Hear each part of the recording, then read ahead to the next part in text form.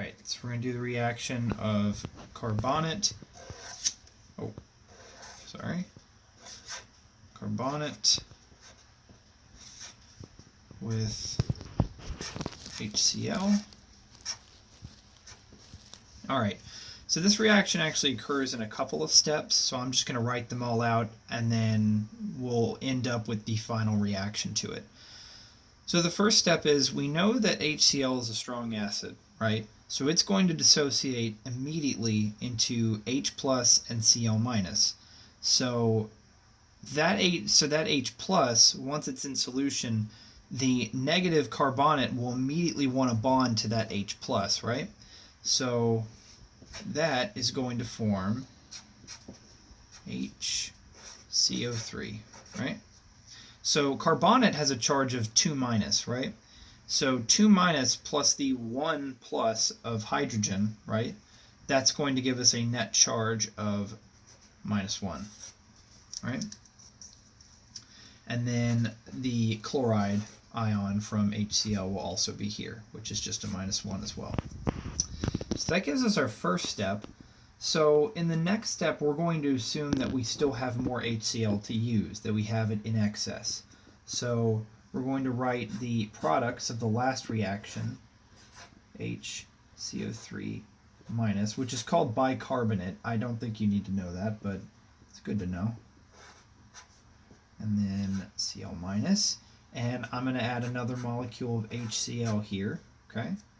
So what is this going to do? Well, again, it's a strong acid. HCl is going to immediately dissociate into H plus and Cl minus, right?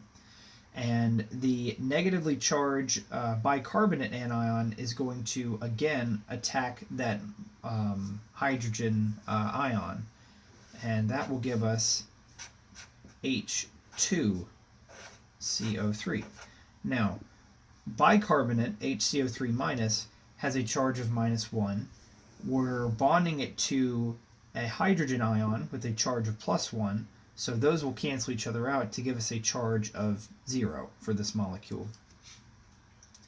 And we're also going to have a chloride ion here and a chloride ion from the second HCl molecule, which will give us 2Cl minus.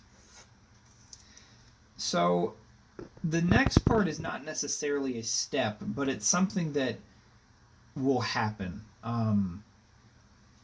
There really isn't any way for me to really explain why it happens, but you should just know that it does happen.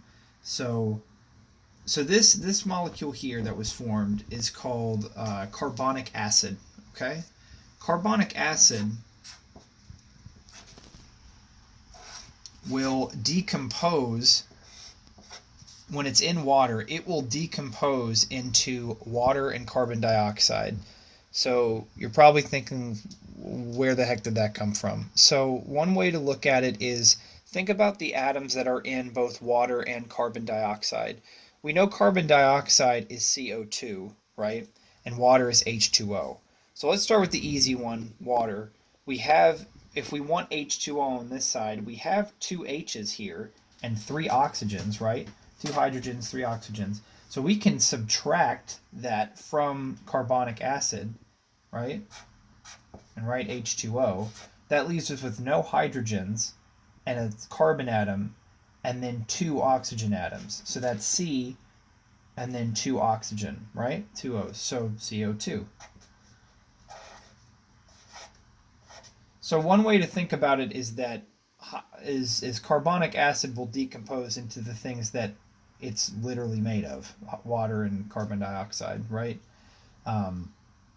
I know that may be frustrating, but that's really the best way I can show that. So anyway, so this is where this reaction ends. So let's now go back through, and just like we did with the net ionic reaction, we're going to look at both sides of the equation, reactants and products, and cancel out things that repeat, okay? So starting in the reactants, we're going to look through here. We have carbonate, which does not appear on the other side, right? We have HCl, which does not appear on the other side.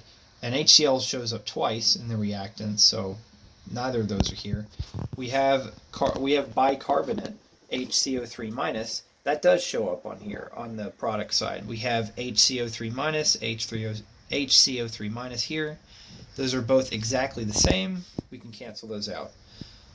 We have a chloride on the reactant side, chloride ion. We've got a lot of them on the product side. We've got 3. We have 1, 2, 3 here, and we have 1 on this side. So we can cancel out one of those. 1 on the reactants and 1 on the products, giving us 2 in total on the product side. Again, we already went through HCl, and then we have carbonic acid, which is on both sides. We have it in the reactants and in the products. Same exact compounds, H2CO3, no charge, H2CO3, no charge. All right, so this leaves us with only the compounds that are participating in this reaction. So just like we did in the net ionic, we're going to go through them and count them up, and then that total will be our complete reaction. So we have carbonate coming down, and then we have 2 molecules of HCl. So I'm going to bring this down. HCl. Okay, and this will go over. And so on this side we have H2O, water. And I'm going to go ahead and write a liquid here. And then we have CO2, carbon dioxide, which we know is a gas. So I'm going to write a G here. And then we have 2 chloride ions left over from HCl. So this is your final reaction. If you notice, it is completely balanced. You can go through and count all the atoms. So we have 2 chlorides on either side. We have 2 hydrogens on either side. We have 3 oxygens, 1, 2, 3, 1, 2, 3, and then 1 carbon on either side.